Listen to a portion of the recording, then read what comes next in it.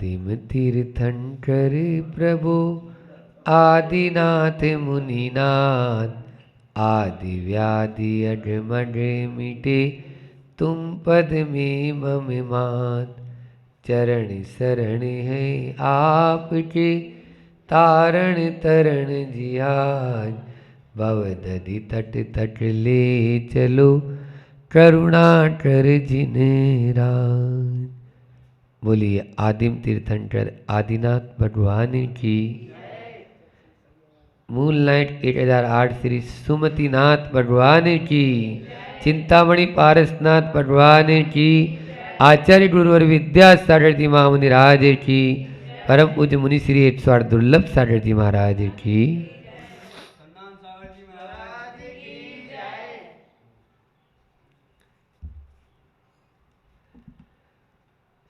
जीवन में संस्कार का बड़ा ही महत्व है। जीवन में संस्कार का बड़ा ही महत्व है। और वाहनों में कार का बड़ा ही महत्व है। वाहनों में कार का बड़ा ही महत्व है। आभूषणों में हार का बड़ा ही महत्व है। आभूषणों में हार का बड़ा ही महत्व है। और हमारे गुरुजी बोलते हैं भोजन में लार का बड़ा ही महत्व है। भोजन में लार का बड़ा ही महत्व है। भोजन को यदि बचाना नहीं है, पचाना है, तो लार वालों लार के साथ में भोजन करेंगे तो वो पचेगा, और लार के साथ में नहीं करेंगे तो वो आंव बनेगा, और आंव बन के मचेगा। समझ में आ रहा है? तो इसलिए आचार्य श्री जी के मुझ से कई बार सुना लाला रस। तो आज लार के लिए 4 पंक्तियां मैंने लिखी कि संस्कारों का बड़ा महत्व है, कार का और हार का भी बड़ा महत्व है, लेकिन जीवन में लार का भी कम महत्व नहीं, बहुत बड़ा महत्व है। इस प्रकार से लाला रस बोलते हैं इसको। जितना चबा चबा कर खाना और रगड़ रगड़ कर नहाना, यही है तंदुरुस्ती का खजाना। यही है तंदुरुस्ती का खजाना। अब लार में आए तो लार की बात करें ना, इधर उधर की क्यों बात करें? तो इसलिए भोजन का अपने जीवन में या साधना के साथ में बहुत बड़ा संबंध है। सत्य ही कहा है, आधा भोजन कीजिए दूना पानी पीव, तिगुनी हंसी चौगुना श्रम, वर्ष 125 जीव, वर्ष 125 जीव। आधा भोजन करो और पानी दुगना पियो, तिगुनी हंसी होए और चौगुना श्रम। अभी 3-4 दिन से हम श्रम पे ही बोल रहे थे कि 4 गुना श्रम करना चाहिए जितना भोजन किया है उससे। प्रकृति जितना लेती है उससे ज़्यादा देती है। गाय जो है भूसा खाते और अमृत तुल्य दूध देते। समझ में आ रहा है? तो इसका मतलब जब पशु जानवर भी जो लेते हैं उससे ज़्यादा देते हैं, तो हम क्यों नहीं दे सकते?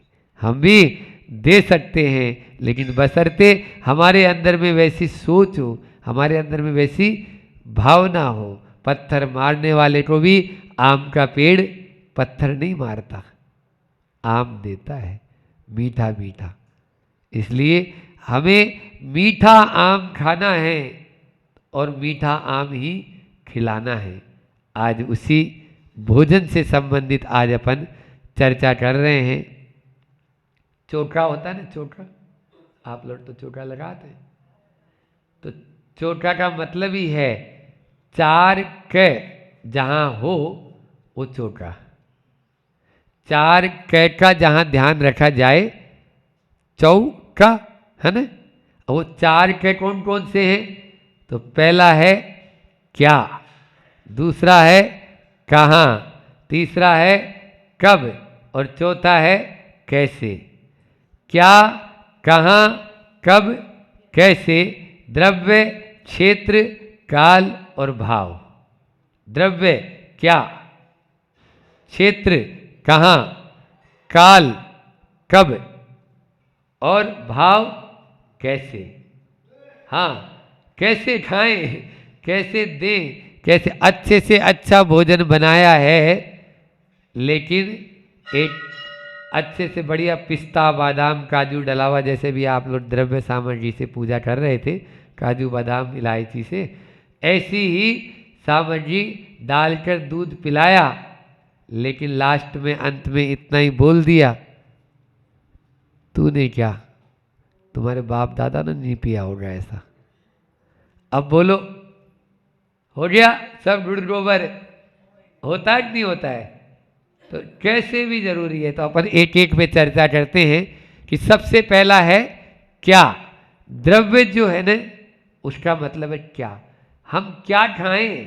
सबसे पहले भोजन में, चोखा में क्या बनाएं, क्या खिलाएं।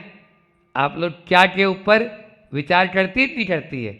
आज अंतों में क्या बनाना है, हैं? अभी आज महाराज आए हैं, सो भैया क्या बनाए, मीठो लेत नहीं, नमक लेत नहीं, अब क्या बना के दे दे। हाँ, हरी लेत नहीं, फल लेत नहीं, रस पीवत नहीं। फिर भी आपकी भावना यही होती है, अच्छे से अच्छा जो द्रव्य हो वो उपयोग में अपन चोखा में ले।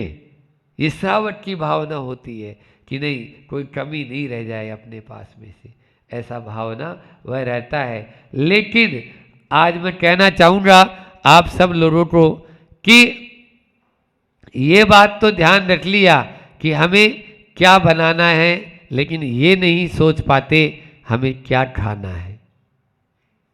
क्या खाना है, ये बात भी आपको सोचना अनिवार्य है। यदि आपको साधना करनी है, यदि आपको अपने धर्म को सुरक्षित रखना है, यदि आपको अपने स्वास्थ्य को अच्छा रखना है, तो क्या खाना है, इस बात को पहले आपको जरूरी विचार करना पड़ेगा।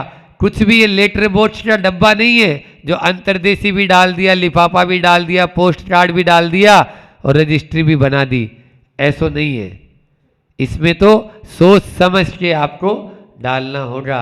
आचार्य श्री जी हम लोगों को बोलते हैं, आप लोगों को छोड़ो, आचार्य श्री जी हम लोगों को बोलते हैं, जैसे हम लोग 40 महाराज जी बैठे थे तो संस्मरण याद आ रहा है, बोले ये जो गाड़ी है ना, ये गाड़ी मतलब ये शरीर, तो ये जो गाड़ियां हैं ना, ये मेरी है।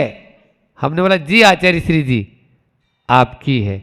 आप लोग इस तरफ बैठ गए सब लोग, तो हमारा ध्यान, अब ये सामने तो ये खड़े हो गए, इनको थोड़ी सुनाना है मुझे, हाँ, और इधर धूप भी है, कोई बात नहीं।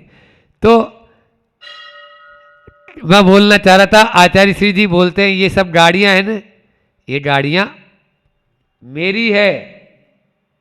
क्या बोलते हैं, हम सब मुनि महाराज के लिए बोलते हैं ये सब गाड़ियां मेरी है, तुम लोगों को तो चलाने के लिए दी है, तुम लोगों को चलाने के लिए दी है। बंधुओं, बहुत बड़ा रहस्य छिपा हुआ है कि गाड़ी आचार्य श्री जी की है या ये गाड़ी भगवान ने बनाई है, हमें ये चलाने के लिए मिली है, तो इसमें पेट्रोल भी अच्छा डालें, बढ़िया वाला डालें। कूड़ा कचरा डाल देंगे तो 2 दिन में ही इंजन ठप हो जाएगा।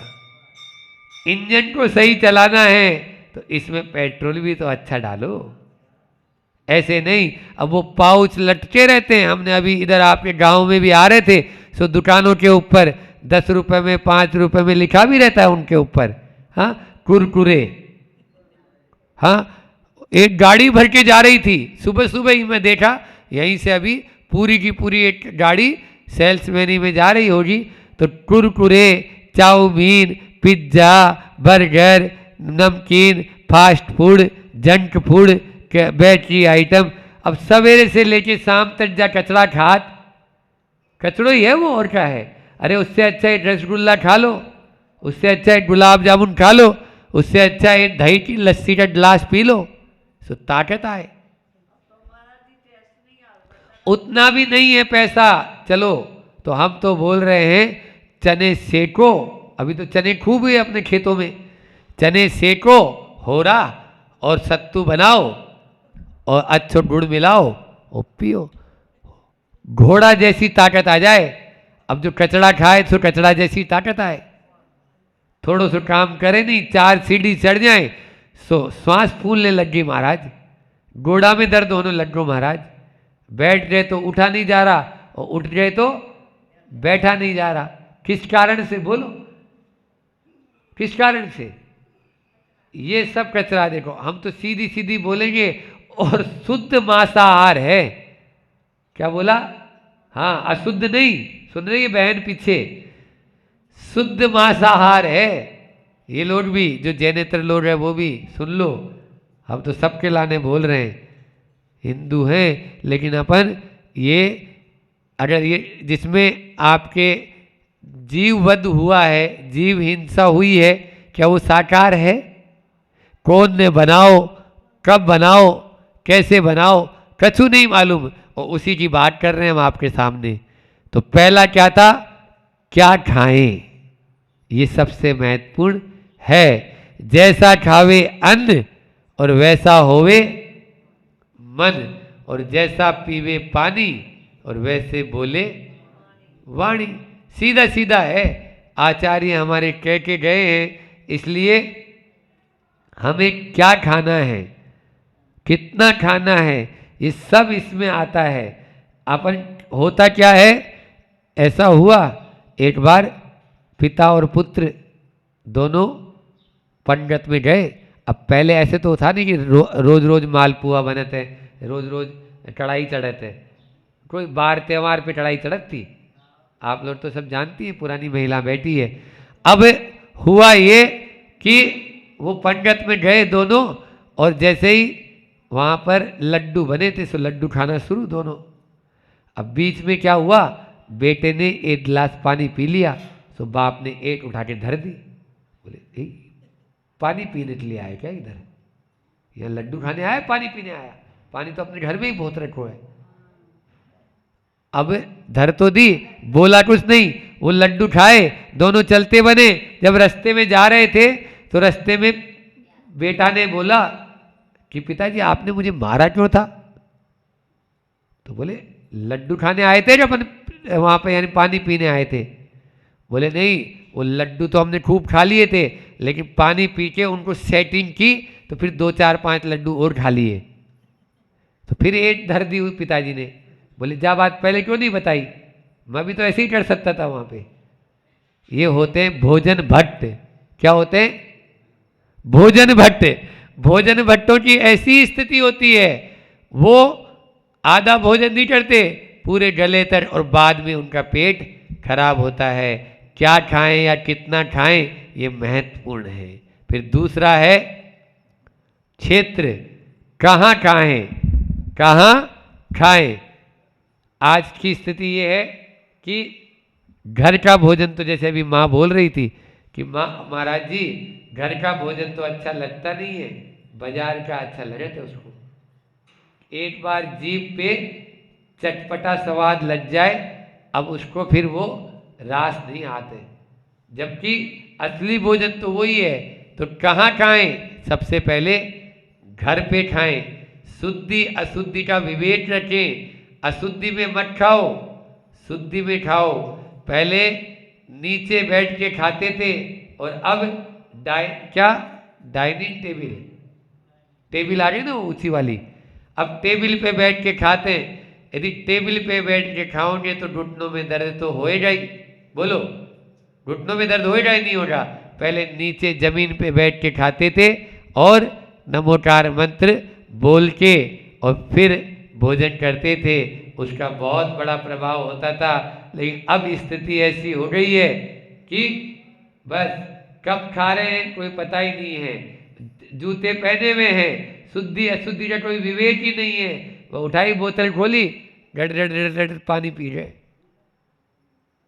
एक बात ध्यान में रखना, आचार्य श्री जी कहते हैं भोजन नलिका और आहार नलिका दोनों यहीं से जा रही है। थोड़ा सा भी यदि लापरवाही हुई, आप देख लो कई बार होता है ऐसा, भोजन नलिका का यदि श्वास नलिका में पानी चला गया, भोजन चला गया, प्राणांत हो जाएंगे। इसलिए भोजन करते हुए कभी भी बात नहीं करें। दूसरा, आजकल जो रसोई घर होते हैं वो रसोई घर अंधेरे में बनने लग गए हैं। अंधेरे में यदि रसोई घर है तो वो रसोई घर आपका रात्रि भोजन का दोष लग गया है। क्या बोला मैंने? साधु तो लौट ही जाते हैं।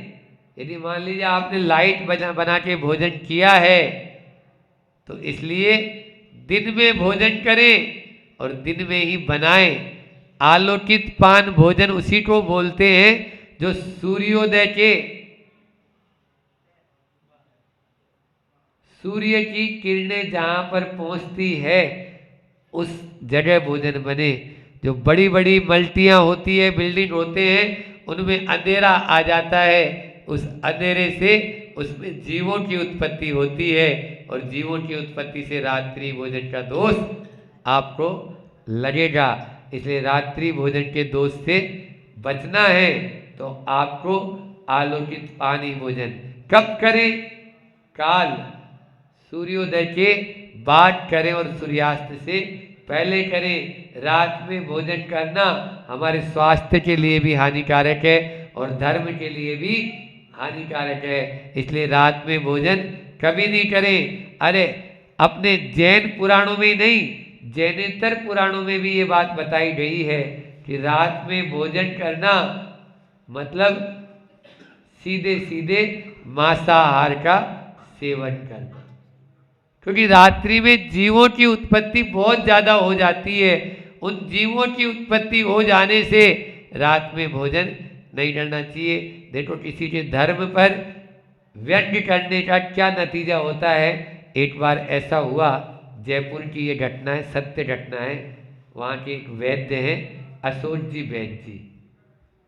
अशोक जी वैद्य जी हैं और वो रात में भोजन नहीं करते थे, दिन में ही भोजन करते थे। एक बार, अब वैद्य हैं तो कई तरह के रोगी आते हैं, जैन जैनेतर सब आते हैं और खासकर जैनियों के यहाँ यदि रात्रि भोजन का निमंत्रण मिलता तो वो जरूर जाते थे। क्या बोला हमने? सुन रही हो कि नहीं सुन रही हो? हाँ, जैनियों के यहाँ रात्रि भोजन का निमंत्रण मिलता तो वो जरूर जाते थे, लेकिन उसके यहाँ का पानी भी नहीं पीते थे, बल्कि वहाँ जाकर ये और बोलते थे शान से, मैं जैन हूँ, रात में भोजन नहीं करता। ये करना चाहिए। जो रात में निमंत्रण दे, आपको बुलाए, उसके यहाँ जरूर जाओ और लिफाफा दे के आओ और बोल के आओ, मैं जैन हूँ, रात में भोजन नहीं करता। अब एक बार एक सरदार जी उस पंगत में आए थे, पार्टी में आए थे। रात में वो लिफाफा देने जैसे ही गए, उन्होंने अपना, हमेशा बोलते ही हैं कि मैं जैन हूँ, रात में भोजन, सामने वाले ने पूछा तो बोल दिया मैं रात में भोजन नहीं करता। तो उस सरदार जी को मजाक सूझी। बोले, क्या जैन साहब, आप भी कहाँ अब 12वीं शताब्दी की बात करते हो? 12वीं शताब्दी में नहीं रहे होंगे। लाइट और हेलोजन, अब तो रात में ऐसे बड़े बड़े हेलोजन और लाइट आ गई जो रात को भी दिन में बदल देते हैं। फिर अब रात्रि भोजन क्यों नहीं? अब तो कर सकते हैं, दिन हो जाता है अब तो। अब सरदार जी ने बोल तो दी, लेकिन जैन साहब भी वैद्य जी थे, ऐसे नहीं, अशोक नाम था। अशोक जी वैद्य जी बोलते हैं, सुनो ध्यान से सरदार जी, नहीं रहे होंगे 16वीं शताब्दी में कोई नाई और सैलून, नहीं रहे होंगे 16वीं शताब्दी में कोई नाई और सैलून। अब तो बड़े बड़े सैलून की दुकानें और नाई की दुकानें खुल गई। आप अपनी दाढ़ी और बाल क्यों नहीं कटवा लेते? सरदार जी को क्या बोला? आप अपनी दाढ़ी और बाल क्यों नहीं कटवा लेते? इसलिए किसी की भावनाओं पर यदि आप आघात पहुंचाएंगे तो रिटर्न होके आप पर ही आएगी। इसलिए उन्होंने भी सही जवाब दे दिया, इसे कभी भी नहीं। और रात्रि भोजन करना से केवल मात्र धर्म की दृष्टि से नहीं, बड़ी बड़ी बीमारियों को आमंत्रण देना है तो रात में भोजन करना शुरू कर दो। हो ही रहा है, अस्पताल भरे पड़े हैं, अस्पताल उसी से हो रहे हैं, भरे हुए हैं, जो रात्रि में भोजन करने के कारण रात्रि में चाहे वो दवाई के नाम पर भोजन ले रहे हैं, अब रात में भोजन हमें दवाई लेना है, ये करना है, इस कारण से। तो पहला हमने क्या बताया, क्या, कहाँ, कब और कैसे। तो लास्ट अंतिम करते हैं कि कैसे करें, है ना, भोजन कैसे करें। तो भोजन करने के लिए धीरे धीरे, अभी मैंने बताया, चबा चबा के करें। एक बंगाल में एक कहावत चलती है कि जल को तो खाओ और भोजन को पियो, जल को तो खाओ और भोजन को पियो। यदि स्वस्थ रहना है तो निश्चित रूप से जल को जो है धीरे धीरे लें और भोजन को बहुत चबा चबा कर उसका रस बनाएं, तभी लाला रस बनता है और वही गुण भी करता है।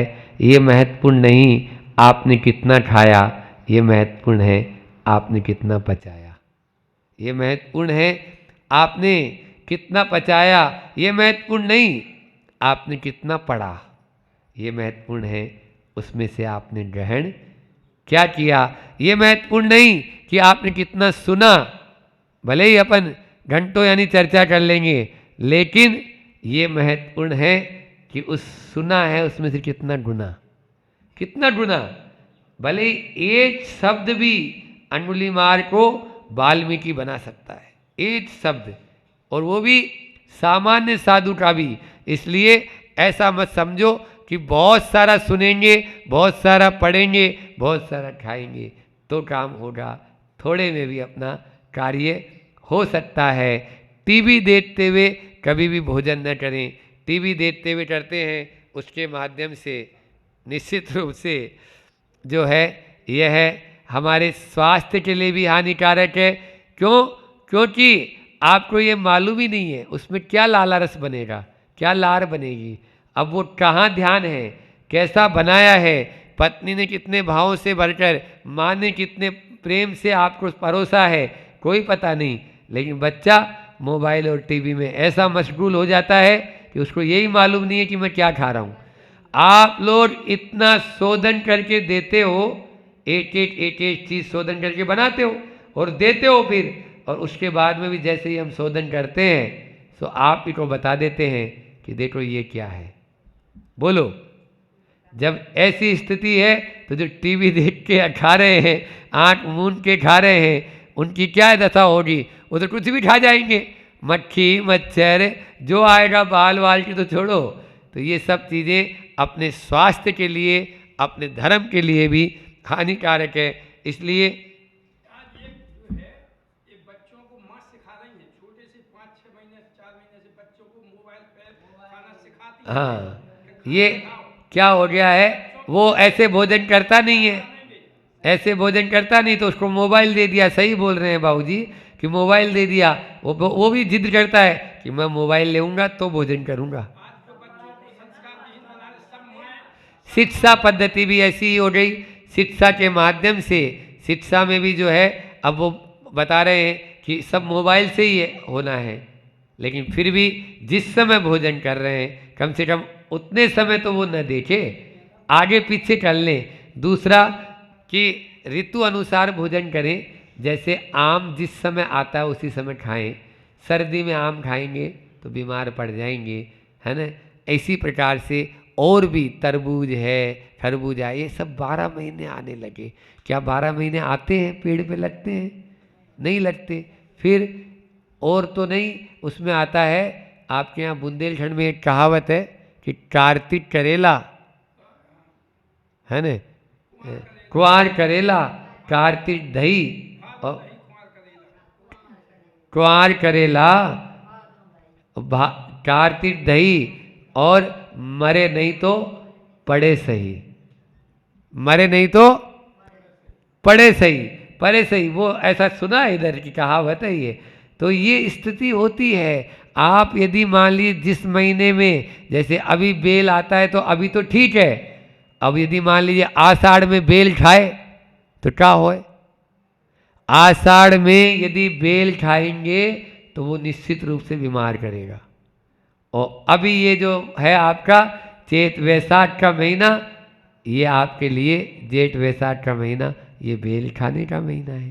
तो इस प्रकार से जिस जिस ऋतु में हमारे पास चार्ट है उसके अनुसार लें।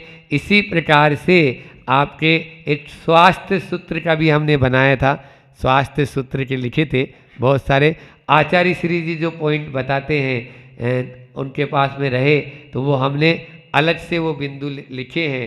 उन बिंदुओं को निश्चित रूप से अपने जीवन में आत्मसात करेंगे तो परिश्रम खूब करेंगे तो निश्चित रूप से हर चीज़ हो जाएगी।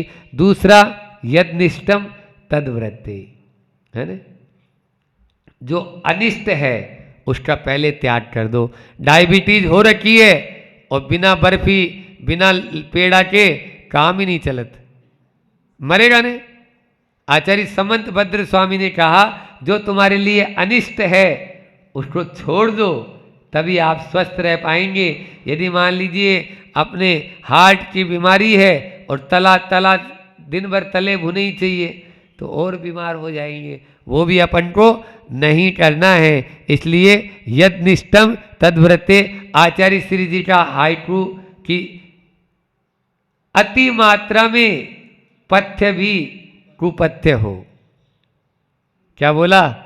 अति मात्रा में, तुम्हारे यहाँ तो लिखा हुआ है, औषधालय में तो लिखवा के आए मंडी बामोरा में, अच्छी चीज है लेने योग्य है लेकिन ज्यादा मात्रा में लेंगे तो क्या होएगा?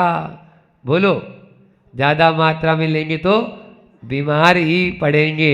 इसलिए अति मात्रा में पथ्य भी कुपथ्य हो जाता है।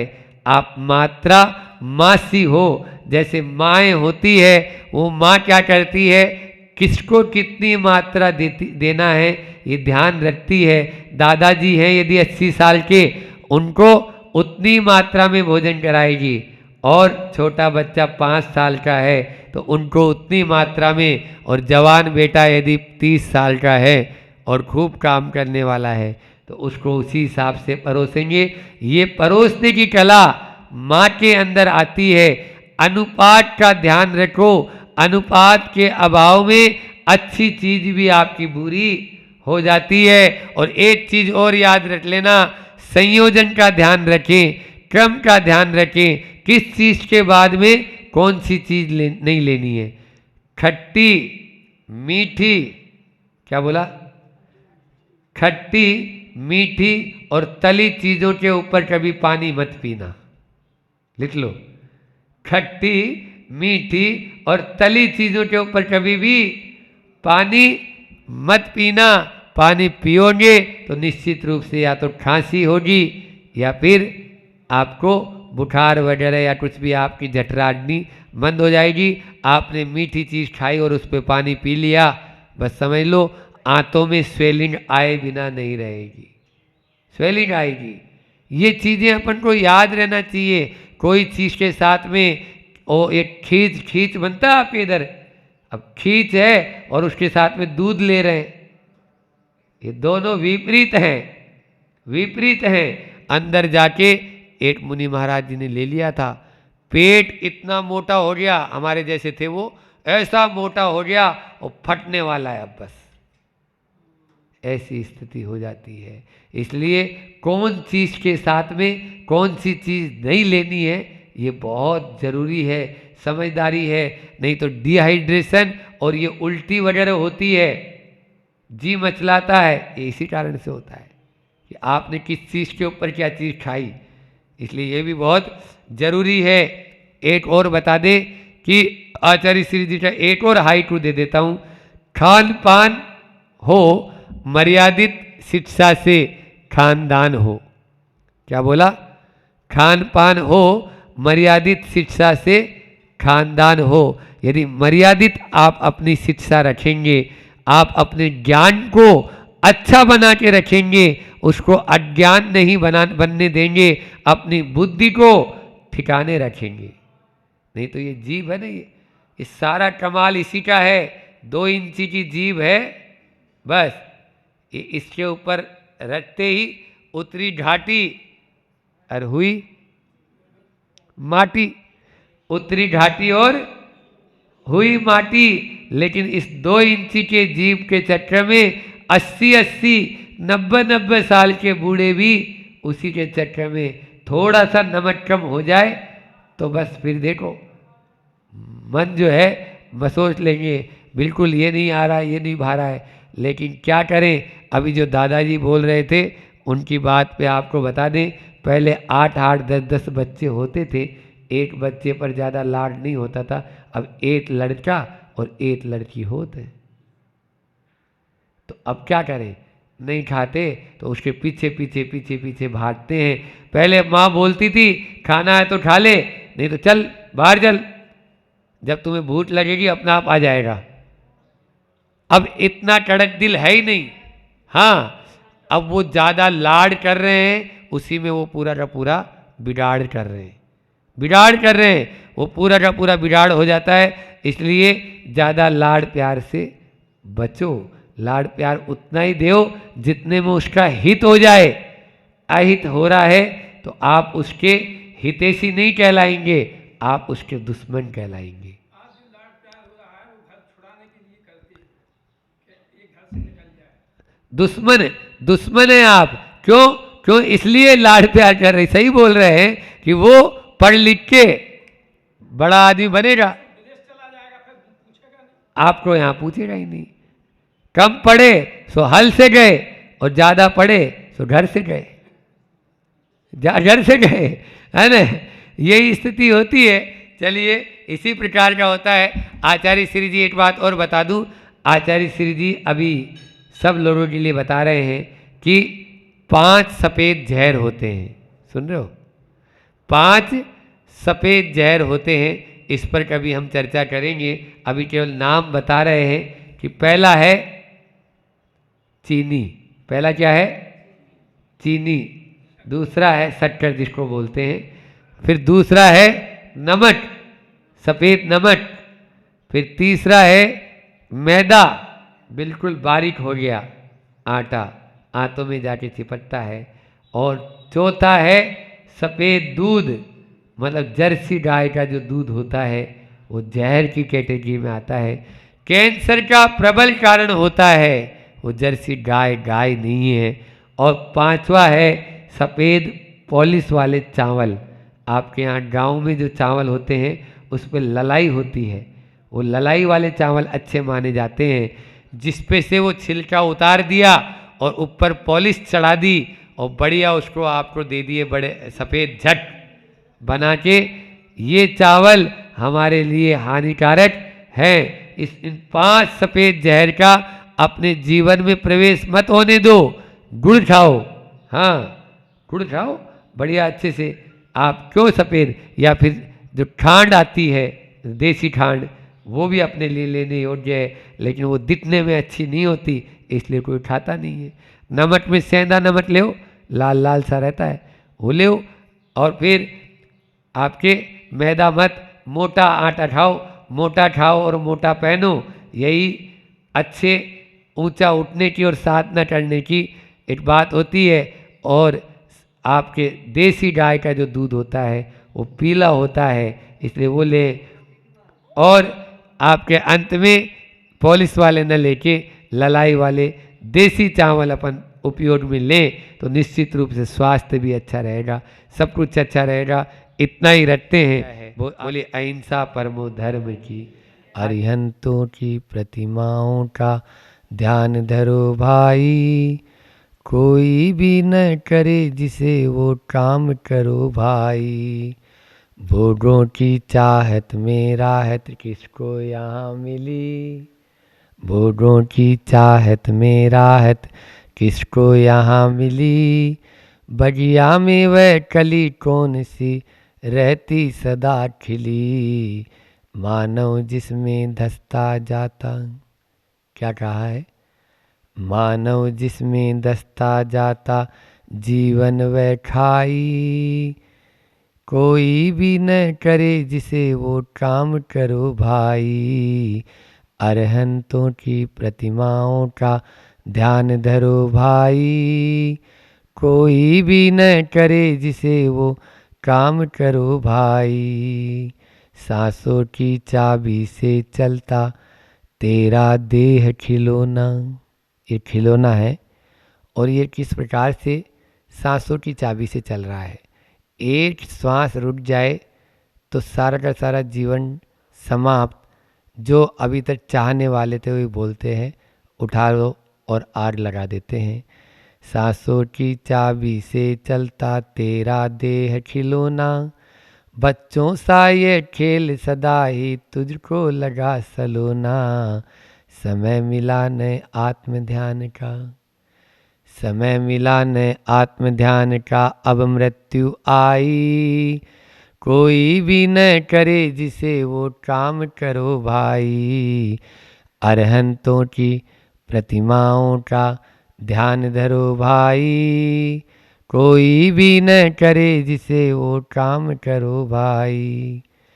तन अपना जब धोखा देता क्यों पर को चाहे। अपना तन ही जब धोखा दे देता है तो दूसरों को चाहने से क्या होगा।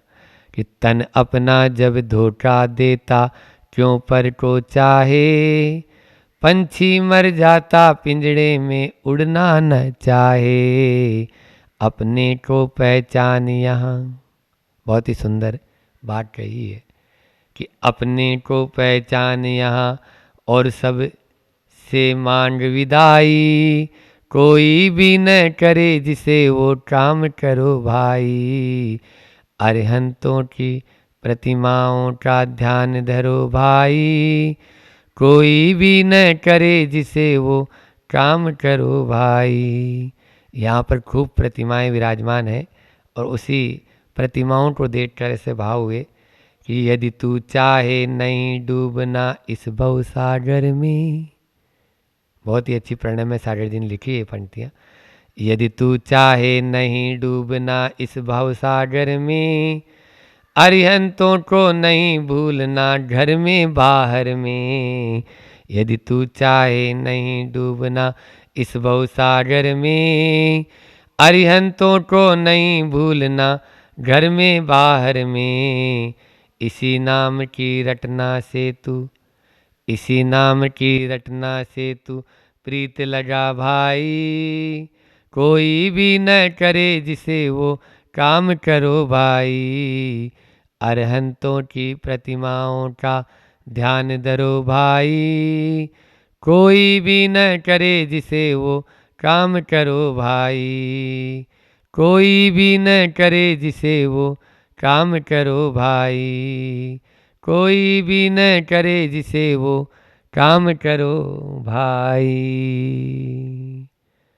बोलिए आचार्य श्री जी विद्यासागर जी महामुनि राज की।